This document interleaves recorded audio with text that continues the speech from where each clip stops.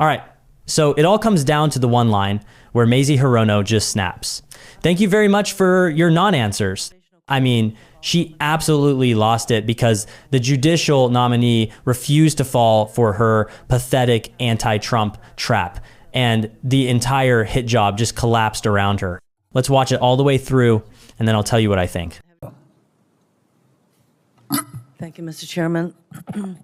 I asked the following two foundational questions of all nominees who come before any of the committees on which I sit to gauge fitness to serve. So I will ask the panel, and we'll start with Mr. Duva and go down the line in your responses. Since you became a legal adult, have you ever made unwanted requests for sexual favors or committed any verbal or physical harassment or assault of a sexual nature? No, Senator. No, Senator. No, Senator. Have you ever faced discipline or entered into a settlement related to this kind of conduct? No, Senator Hirono. No, excuse me, no, Senator. No, Senator. For Mr. Duva,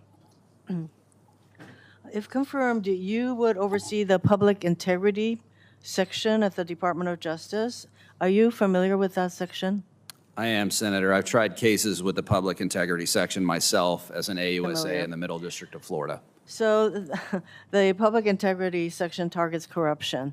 So let me ask you, if an incoming member of the government accepted $50,000 in cash in exchange for future government contracts, would that be a possible sign of bribery?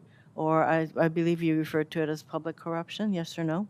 Senator Hirono, I'll answer that with any case that comes to one of our trial attorneys will be evaluated based on the facts and the law. I think you're referring to some recent news. So would you consider that accepting $50,000 that might raise questions about a bribe? I mean, I think it's a bribe, but you know, what do you say to it? Do you think that it's an indication? It depends on the facts and the law. I know you're talking about a specific investigation that has been declined by the Attorney General and the FBI, but if you repurpose that, it's not just one thing that happens. It is basically you have to evaluate and investigate what happens. Well, I think that there was no, whatever evaluation there was, although we're told by the Attorney General there was an evaluation, but we still don't know what happened to that money.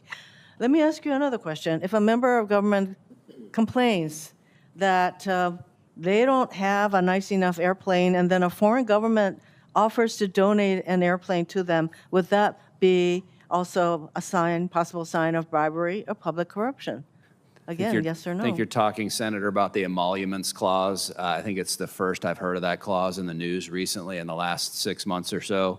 That is not something that the criminal division would weigh in on. That is an Office of Legal Policy question. Well, you can sit there and tell me that it's an issue that will go to some other entity, but you know you're going to be running a department that concerns itself with public corruption. So I just want to know, I think the American people would like to know whether something like that, where a president accepts a plane that is worth some $400 million, whether that indicates bribery or public corruption. You're not responding, so let me ask you another. If a member of the government wants to build a new government building and big tech billionaires jump in line to pay for it, would that raise concerns about bribery or public corruption? Senator, I don't know what specific incident you're talking about. I'm not familiar with that. Building but of as the I said ballroom. before, The demolition of the East Wing and a building of the ballroom. You are aware that that is happening. I am aware of that. Does that indicate public corruption or bribery? I don't see how that is. I don't know how that came about or the procurement for it or who's involved. That's There just was not nothing. something The I'm president familiar with. decided that it would be a good idea, and companies are jumping in line to try and curry favor with them. And again, Senator, we Justice operate on the Crane, facts. I don't know the facts I'm running of out that. of time. Thank you very much for your non-answers.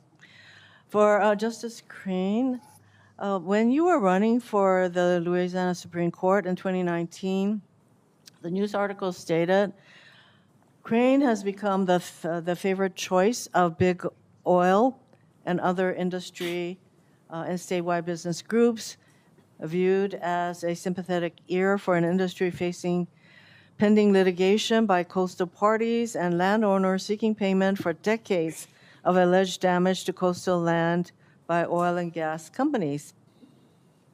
Justice Crane, did Chevron, the Louisiana Oil and Gas Association, and Koch Industry donate to your campaign?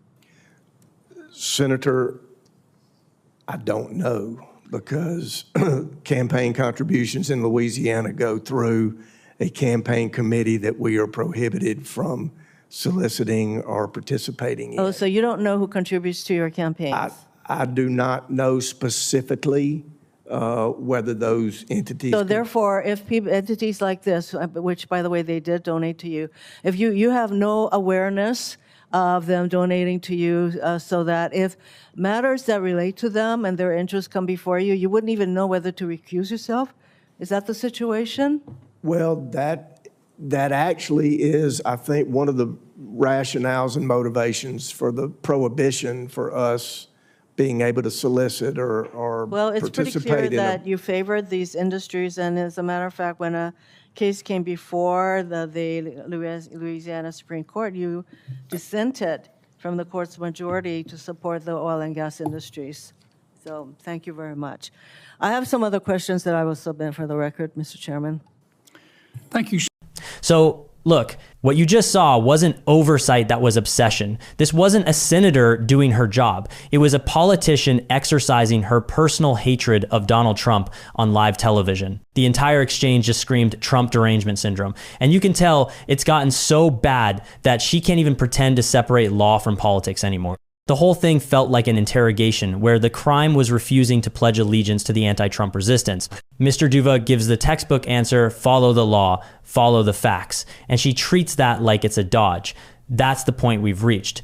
Neutrality is now suspicious. Professionalism is now betrayal. And the irony, the sheer irony, is that this woman sits on the Judiciary Committee. You'd think she'd understand due process or the presumption of innocence. But no, her questions were really just political traps dressed up as hypotheticals. What if a government official took $50,000? Ma'am, maybe start by asking about the people who actually did that. Because, and this is what's wild, her outrage seems to have a very selective filter. She's furious about imaginary bribes involving Trump, but totally silent about very real ones involving the Bidens. We're supposed to take her moral outrage seriously when Hunter Biden's been pocketing 50 grand a month from Burisma?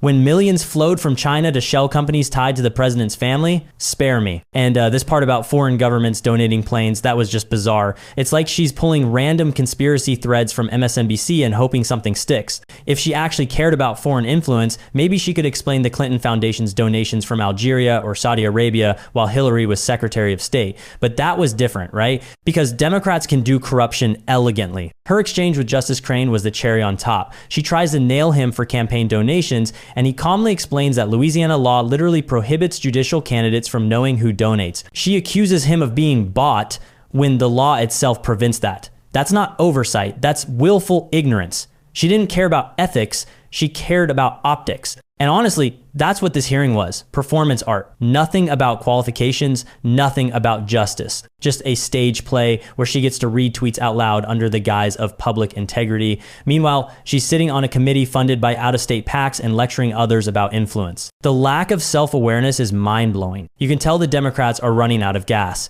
When they can't argue policy or competence, they default to orange man bad. This was their last gasp, try to bait every nominee into denouncing Trump on record. When that failed, the mask slipped and she resorted to sarcasm and insults.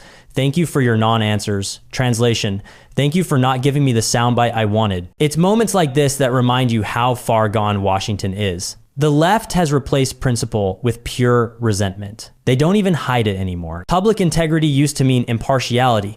Now it means loyalty to the cause. And anyone who refuses to swear that oath gets smeared. What really stands out is how calm the nominees were. That composure exposed how hysterical Hirono's line of questioning was. You can't trap someone who isn't playing your game, and that's what enraged her the most. These were grown adults doing their jobs, and she looked like an activist crashing a courtroom. The sad thing is, this kind of behavior isn't an outlier. It's the Democratic brand now: emotion over evidence, accusation over argument. They can't govern, so they perform. And every time they do it, they chip away at what's left of credibility in government. Thanks for watching. Tell me what you think down in the comments, and don't forget to like and subscribe if you haven't already. Catch you next time.